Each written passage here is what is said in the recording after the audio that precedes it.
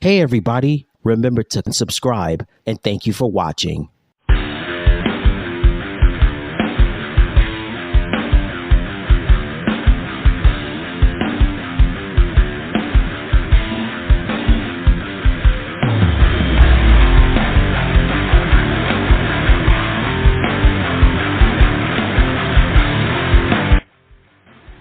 Hello everybody, I'm Ed Robinson and welcome to another exciting edition of the League Wraparound. This is the program that gets you caught up on anything and everything happening around the National Football League. Coming up on this edition of the program, we'll preview Week 6's most important games of the 2023 NFL regular season, give game picks for Week 6's most important games, and more. So again, tune in, sit back, relax, and enjoy this program because it's going to be great. So we got all of the news that you need to get you caught up on what's going on in the National Football League. So again, thank you so much for joining us on this edition of the League Wraparound. I tell you what, Week 5 was something else in the National Football League and had some good games, and we had some dominant performances as well. So let's get you caught up on the most important games from Week 5 in the NFL. So as we recap Week 5's most important games in the NFL, Thursday Night Football was the Chicago Bears going up against the Washington Commanders. Chicago dominated. Final score, 40-20. The Baltimore Ravens took on the Pittsburgh Steelers in the AFC North rivalry game. Pittsburgh would win 17-10. The New York Giants took on the Miami Dolphins. The Dolphins handled their business, beating the Giants 31-16. The Philadelphia Eagles took on the Los Angeles Rams. The Eagles were going on to beat the Rams 23-14. Also, we had a matchup between the New York Jets and the Denver Broncos. The Jets' defense, also solid play from a quarterback, Zach Wilson, made the difference as the Jets would go on to beat the Broncos 31-21. The Kansas City Chiefs took on the Minnesota Vikings. The Chiefs hold off to beat the Vikings. Final score, 27-20. Sunday Night Football was the Dallas Cowboys going up against the San Francisco 49ers. It was all San Fran. Niners beat the boys 42-10. And Monday Night Football, we had the Green Bay Packers going up against the Las Vegas Raiders. Raiders were going to beat the Packers. Final score 17-13. And those were the scores from your most important games from Week 5 in the National Football League. All right, now it's time for my top 3 storylines. I want to start off talking about the San Francisco 49ers. You talk about balling, you talk about domination on both sides of the football, offense and defense. The 49ers have not missed a beat as they remain one of 2 undefeated teams in the National Football League. Listen, if you had the opportunity to watch that dominating performance last Sunday night against the Dallas Cowboys, man, I tell you one thing, the 49ers not to be played with at all. And I mean, they are clicking on all cylinders, total domination. We have to talk about Brock Purdy. Listen, yeah, say what you want about Mr. Irrelevant, but he is making the most out of what he has on this team. I mean, what Brock is doing is phenomenal with the way his offensive line is blocking for him and the rest of the skill positions on offense. They are handling their business, and Brock has definitely been playing solid. Brock has been accurate with the ball, not committing too many turnovers. He has just been balling. As far as wide receivers are concerned, listen, you know about Deebo Samuel. He plays wide receiver, but he's Mr. Everything to the 49ers. Want him at wide receiver? He can play at that position. You want him at running back? He can play at that position as well. Also, you got Jawan Jennings has played well. Also, you have the rookie Ronnie Bell, and you've got Brandon Ayuk. At the tight end position, of course, George Kittle, one of the premier players in the NFL. Let's just say George made an interesting statement after scoring a touchdown last Sunday night. Let's just say it involved a 4-letter word, which I will not repeat on this show. But George, listen, George is one of the fun-loving players, fun-loving characters in the NFL. And certainly George Kittle is somebody that's a player that is definitely still in his prime. Christian McCaffrey, listen, when the trade was made last season from the Carolina Panthers to bring Christian to San Francisco, it has worked out and then some. Christian McCaffrey, I'll say it, he's an early candidate for the league MVP. What he brings to the 49ers is amazing. whether running the ball or catching the ball. Christian does it all, and he certainly deserves some nods for an early pick to be the league MVP.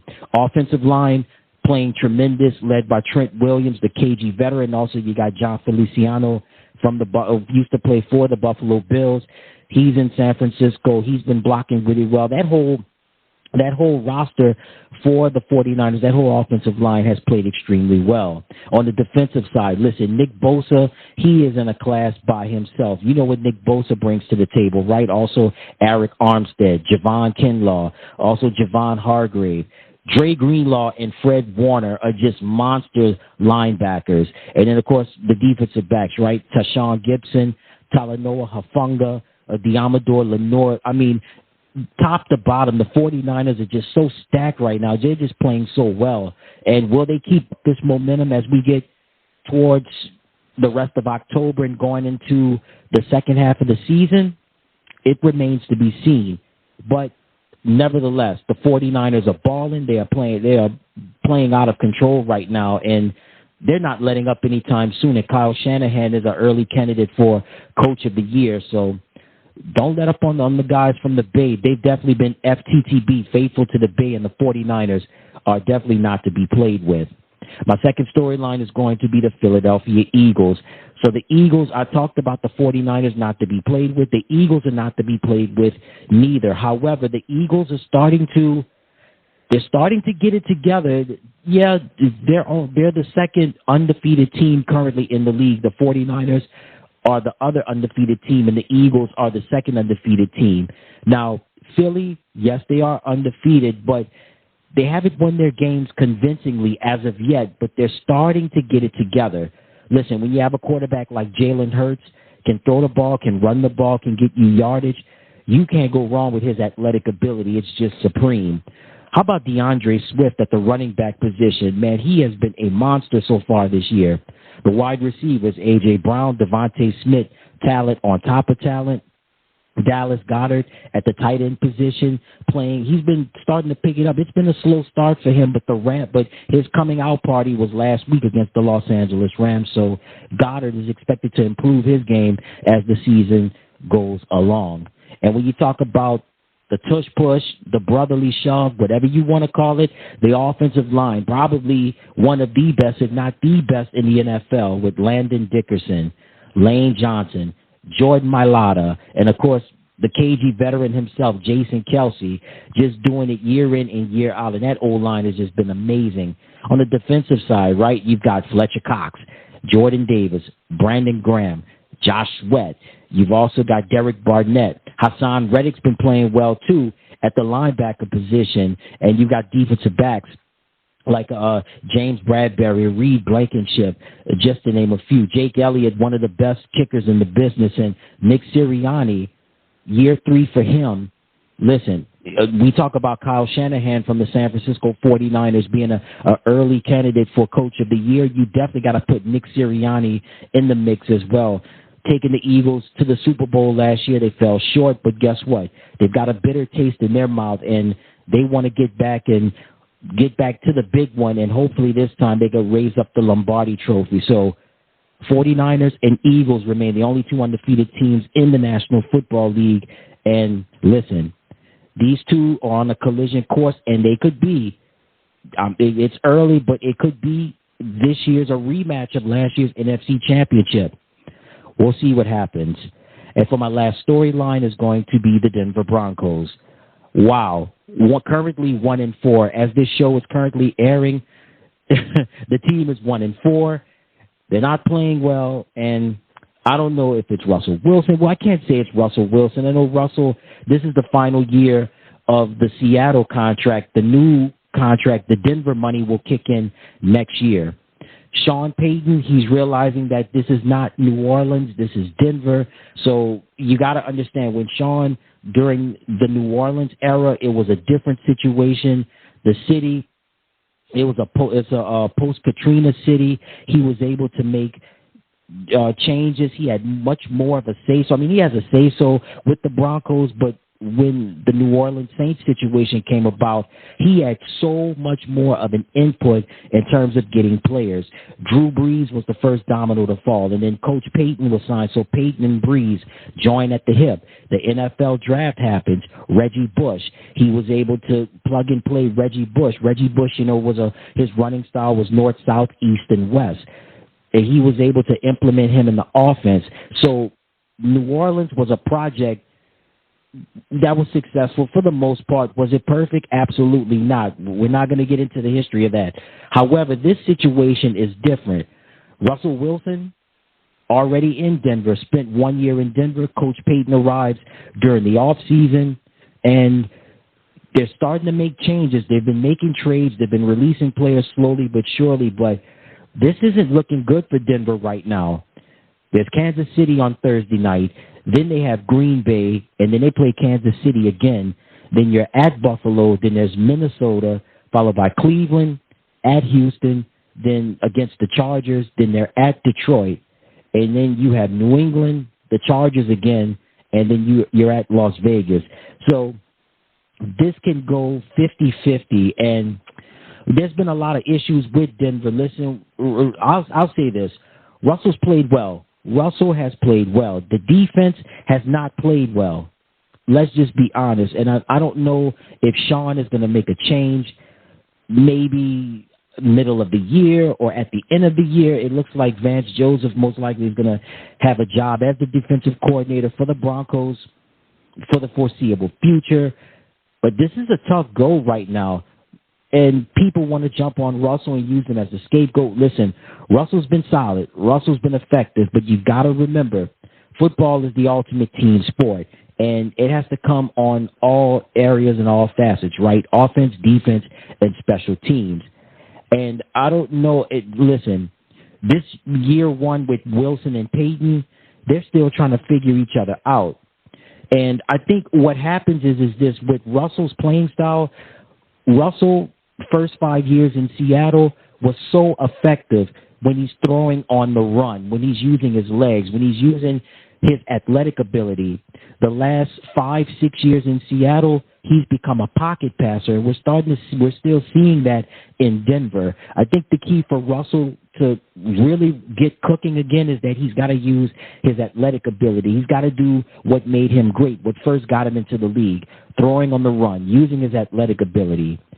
And listen, Russell, again, he's played solid, but he's been holding on to the ball way too long. And changes have got to be made on the defensive side, and they've got to pick it up on the offensive side. Sean Payton, listen, I know his contract is pretty massive for a head coach, but Russell, that new Denver money kicks in next year, and that is let's just say it's going to be a pretty penny, and I don't know.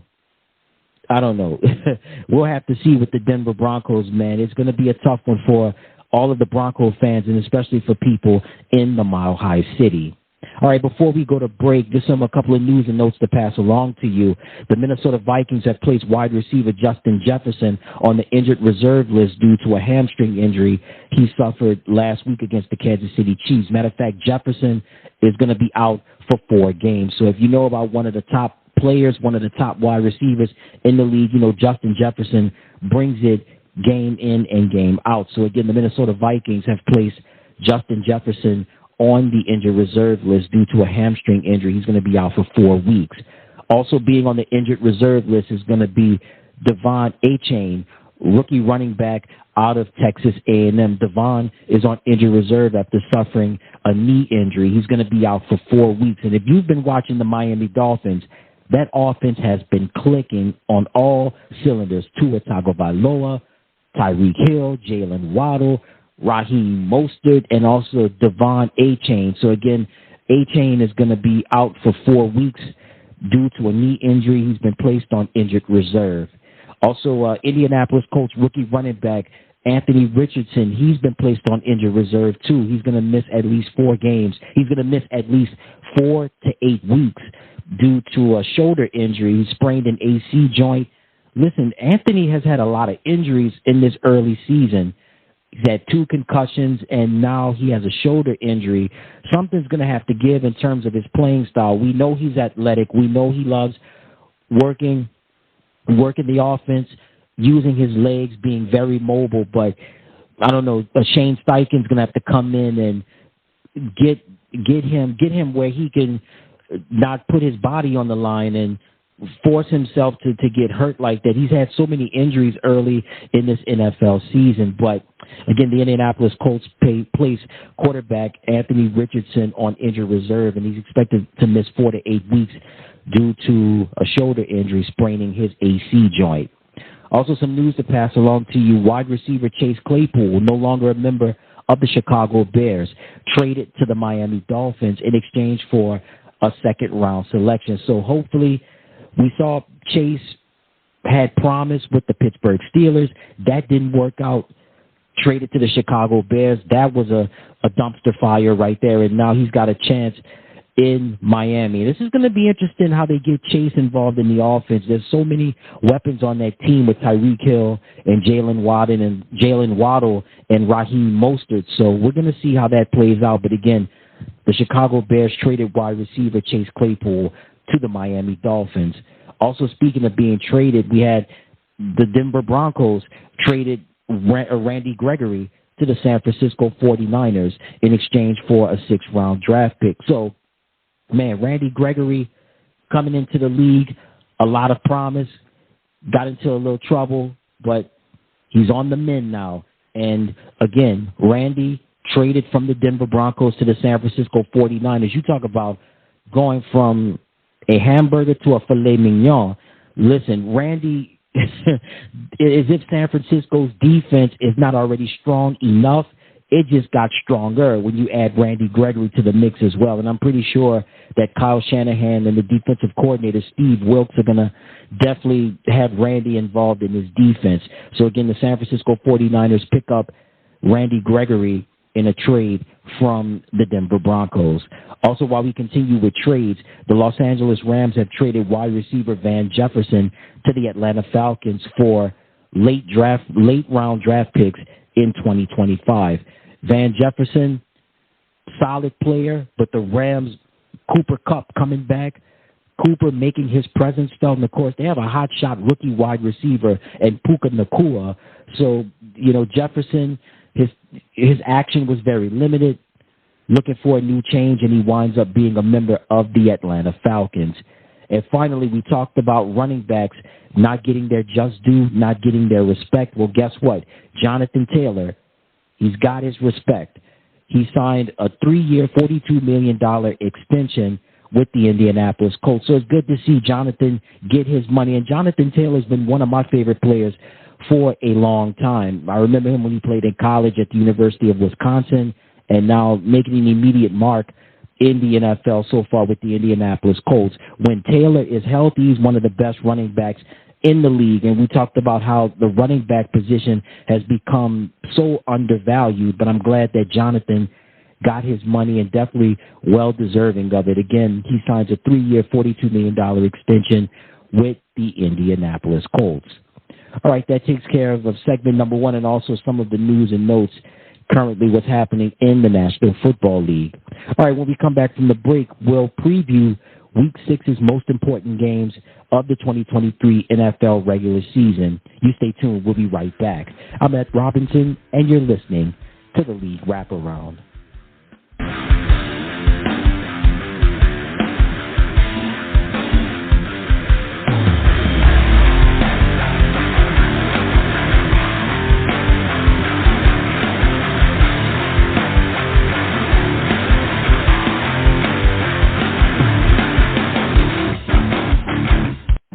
They said it could be some kind of food allergy. My muscles ached. I was tired all the time. It happened like that, a full-blown asthma attack. It was scary. The unsettling thing about some symptoms is A fever, headaches. I had these red, itchy welts. you don't always know what's causing them. It was Lyme disease from a tick bite. I had West Nile virus from a mosquito. A reaction triggered by cockroach allergens. Bed bugs. Threats to your health can come from the most unexpected places. Mosquitoes can transmit West Nile virus and also Zika virus. Ticks can carry Lyme disease and Rocky Mountain spotted fever. And allergens from cockroaches can trigger asthma attacks, leading to respiratory distress. Don't wait until you or someone you love is suffering with unexplained symptoms. Get the facts you need to protect your family. Visit pestworld.org.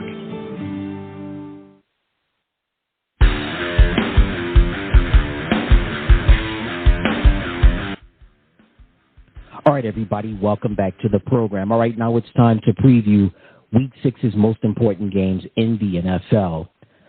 AFC South rivals take on each other with the Indianapolis Colts going up against the Jacksonville Jaguars. So as I stated earlier on in the program, quarterback Anthony Richardson is going to be out 4 to 8 weeks, spraining an AC joint in his shoulder, so he's going to be out for a while. So in the meantime, we've got Gardner Minshew Mania, and the Colts have done very well so far with Minshew as their quarterback. Zach Moss played an effective game last week, handling his business with beating the other AFC South rival Tennessee Titans. We should get a healthy dose of Jonathan Taylor in this game for the Colts. As for the Jacksonville Jaguars, they wind up beating the Buffalo Bills last week in the London game.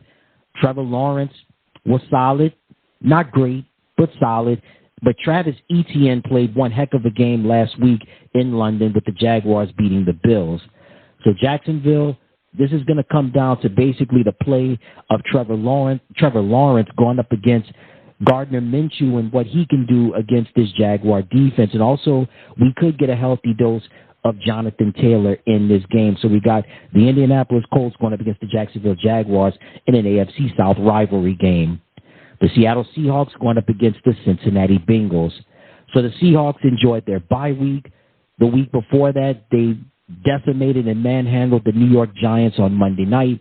For the Cincinnati Bengals, last week pulling off an impressive victory over the Arizona Cardinals.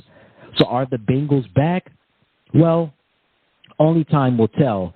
They were able to enjoy that victory last week against the Arizona Cardinals. This week, they've got a tough task at hand with that Seattle defense and that running game coming to Cincinnati. So is Joe Burrow back? He was back last week.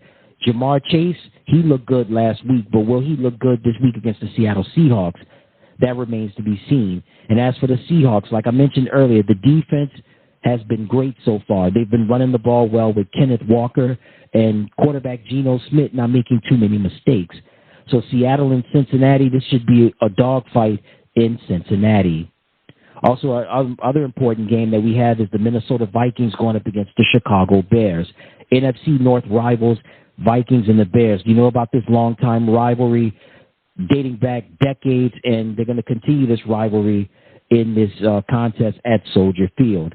So as far as the Bears are concerned, impressive win over the Washington Commanders on Thursday Night Football, honoring Dick Butkus, longtime Chicago Bear linebacker, an ambassador not just for the Bears, but for all of the NFL as well. So they wound up beating the Commanders last Thursday night in honor of Dick Butkus and Justin Fields. Justin Fields played a great game. Khalil Herbert was effective in this game. Also, Darnell Mooney played well. But how about DJ Moore? DJ Moore has been sensational, and that's what the Bears have been waiting on, that offense. They've been waiting for Justin Fields to get going. They've been waiting for DJ Moore to have a breakout game, and they could have another breakout game at Soldier Field in Chicago against the Minnesota Vikings. The Vikings going through tough times right now. Wide receiver Justin Jefferson on injured reserve due to a hamstring injury, and then you've got Kirk Cousins entering the final year of his contract. There's a lot at stake. His name has been brought up since the beginning of the season in terms of the trade deadline and Aaron Rodgers and the Jets and all that stuff, but right now he's the quarterback of the Minnesota Vikings. And again, this is a make-or-break game, not just for both teams, but specifically, this is a make-or-break game for the Minnesota Vikings because 1-4, not good at all, and they've got to pick it up because if they don't, there's going to be some trouble up in Minneapolis. The San Francisco 49ers will square off against the Cleveland Browns. For Cleveland, Cleveland had a bye week last week, but the week before that, they lost a tough one to the Baltimore Ravens. They were blown out by the Ravens, their AFC North rival. Deshaun Watson will not play in this game, still battling an injury. Meanwhile, so the Browns don't have Deshaun Watson in this contest, but hey, even if Deshaun Watson played in this game, it wouldn't matter because the San Francisco 49ers remain one of the 2 undefeated teams in the NFL. Brock Purdy, Christian McCaffrey, Deebo Samuel, George Kittle, Nick Bosa, Eric Armstead, Fred Warner, Dre Greenlaw, just to name a few. The 49ers are good from top to bottom. Offense, defense, special teams, they just have it going on. So we know what the 49ers did to the Cowboys last Sunday night. Just embarrassed the boys in front of a worldwide audience, and they look to continue that undefeated streak as they head to Cleveland to take on the Browns. We've got the Philadelphia Eagles going up against the New York Jets. The Jets are riding a major high right now, beating the Denver Broncos in Denver. Zach Wilson played a solid game. Defense, no surprise, stepped up. They came through in big plays when necessary. The running game was effective with Breece Hall.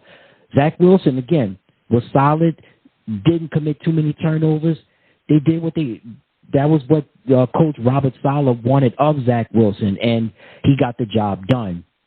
But the Jets are going to be going up against the second undefeated team currently in the NFL, the Philadelphia Eagles. So you've got Jalen Hurts. You know what he can do. The offensive line, you know what they can do. A.J. Brown, DeAndre Swift. Also, you've got Devontae Smith. Also, you've got Dallas Goedert, and that defense is solid as well. So the Jets are riding a high right now, but the Eagles make their way up I-95 to go to East Rutherford, New Jersey at MetLife.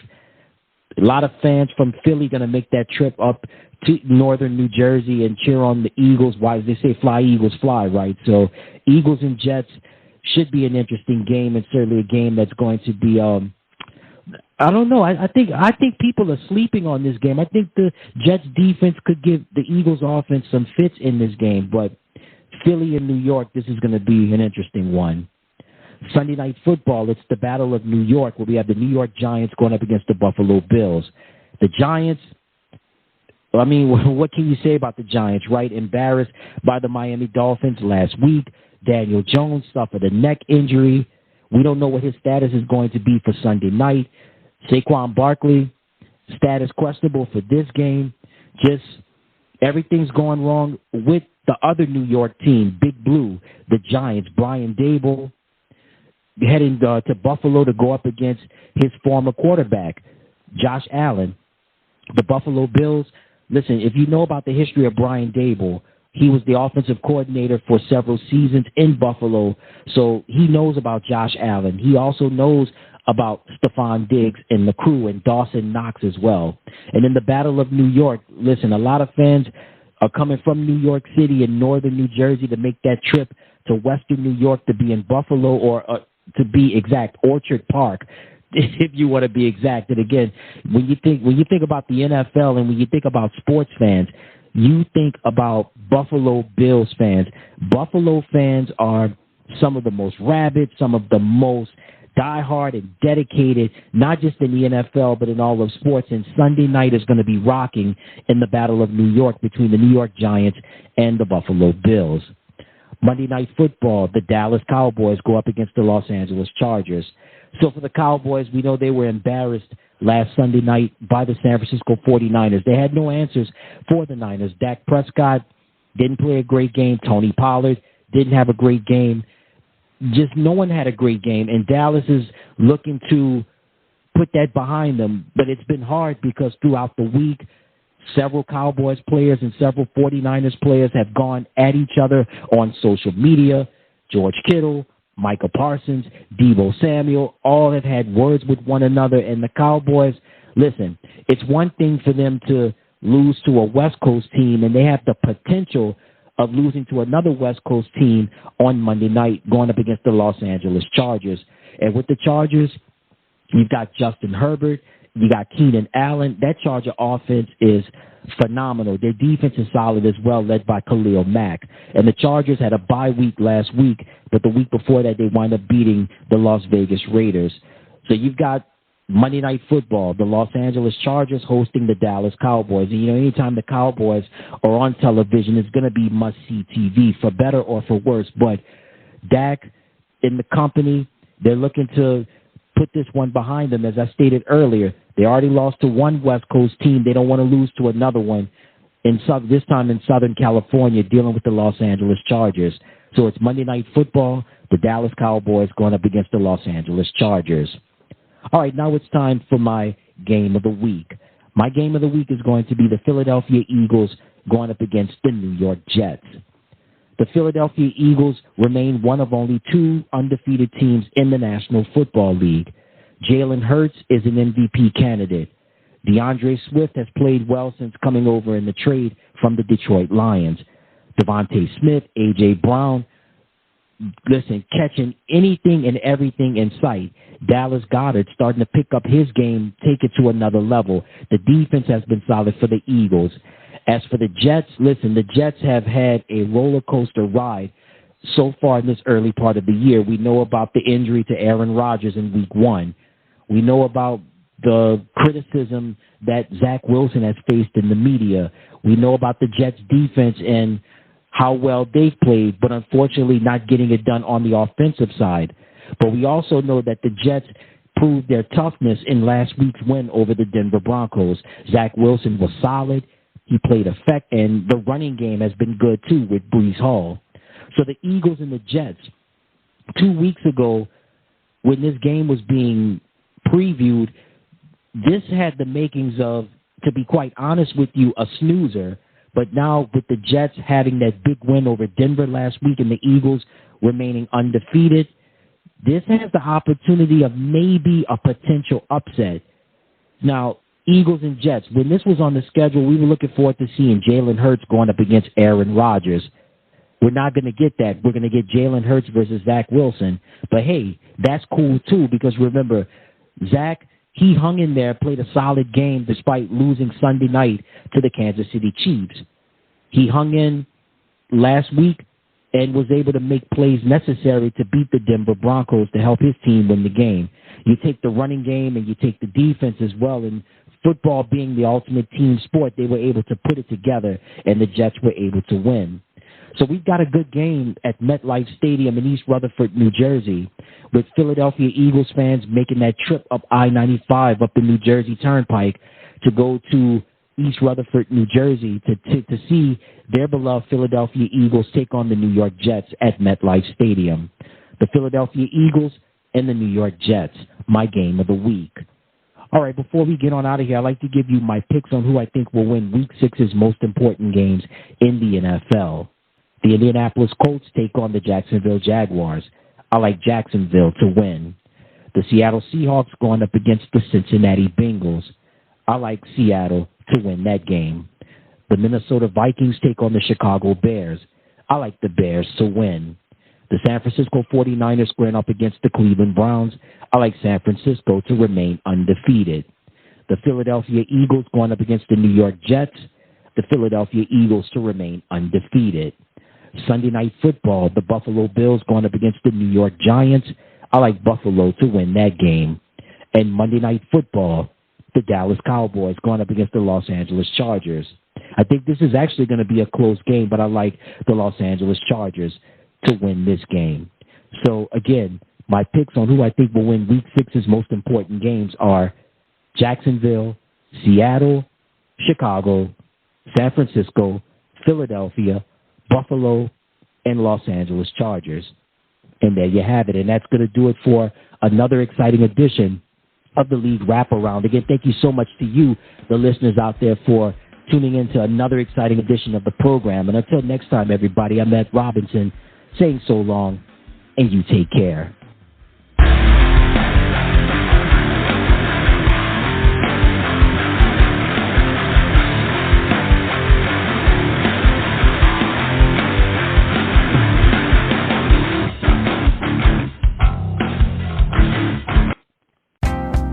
Fraud protection, free credit monitoring, and interest earned on your entire balance with easy access where, when, and how you need it. Get the most bank for your buck with an interest checking account at Gulf Coast Bank and Trust. the local bank that cares about you. Ready to bank smarter? Visit gulfbank.com and let's make it happen. This is what you're looking for. Equal housing and equal opportunity lender. Member FDIC. Check out the great savings throughout the store at Albertsons. This week at Albertsons, get USDA Choice Boneless Chuck Roast for $3.99 per pound and General Mills cereal or Nature's Valley granola bars for $1.99 each when you buy 3. Visit Albertsons.com for more deals. Hey everybody, remember to subscribe and thank you for watching.